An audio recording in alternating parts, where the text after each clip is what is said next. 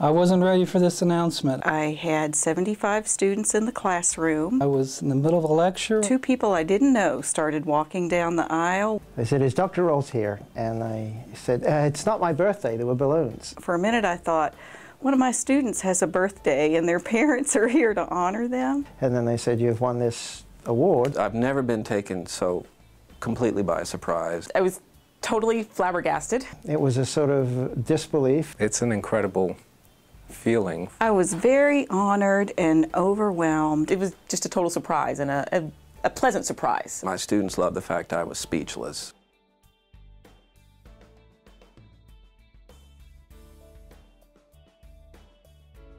It's nice to be appreciated, and particularly by students. It comes from the Alumni Association, and I'm an alumnus. You know, I became a history major here because of some great teachers, and so to have it kind of come full circle means a great, great deal. I've been a student myself in the College of Nursing and College of Education in addition to teaching, so I know this university is full of excellent teachers. That's what we do really, really well. The competition is stiff here.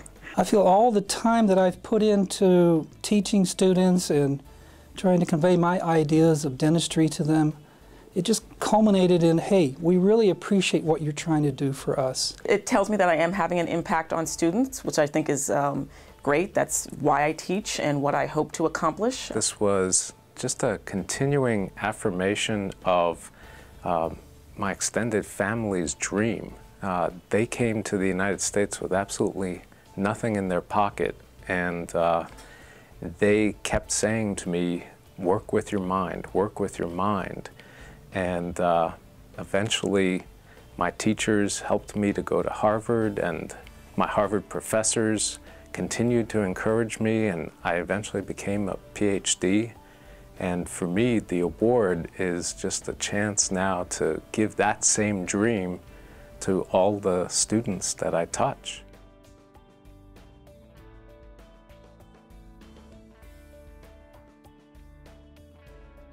You want your students to go out and change the world and do important things in small ways and in large ways, and part of that happens in the classroom and working with students.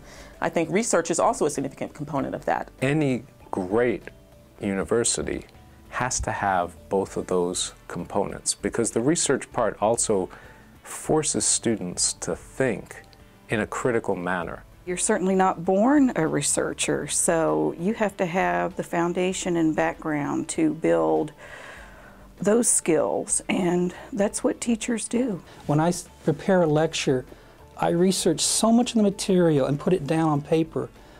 I mean, I have to know it cold, so you have to research your material in order to teach it. My job is to make it interesting, and to make it interesting to try and show the link between that research, that teaching, and that service. You need to do research, teaching, and service. And if you think about how fun it is to be in front of really smart people, it will energize you, and it energizes your research. What's the point of getting all this research and this new knowledge if you can't impart it, particularly to undergraduates?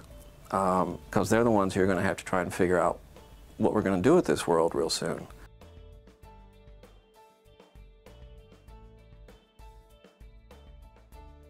It's an incredible job. It doesn't feel like work to us. It's fun. It's never the same.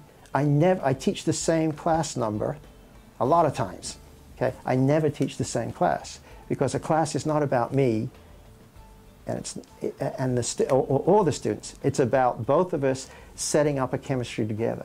The academic environment is a great place to foster my own growth and learning and intellectual development, and I enjoy the exchange with my students. They push me to think in bigger and better ways about issues. I enjoy it because I like to see light bulbs go on. I think the biggest thrill is to see the students come in with very little knowledge about critical care, and then to leave with some significant expertise in that area so they can go to the workplace and make important contributions. It's very rewarding. It's really heartening to see the students you've worked with for several years cross the stage and know that they are now transitioning to becoming professionals, to becoming attorneys, to becoming good citizens. It's so much fun when somebody that graduated 10 years ago contacts you and lets you know, that you had an impact on their life. And if you go into my office, I have a billboard that just has nothing but thank you notes on it from students. And those are kind of like my trophies, and I really treasure those. It's a thrill and an honor to have people who have paid money to hear you try and teach something about their world.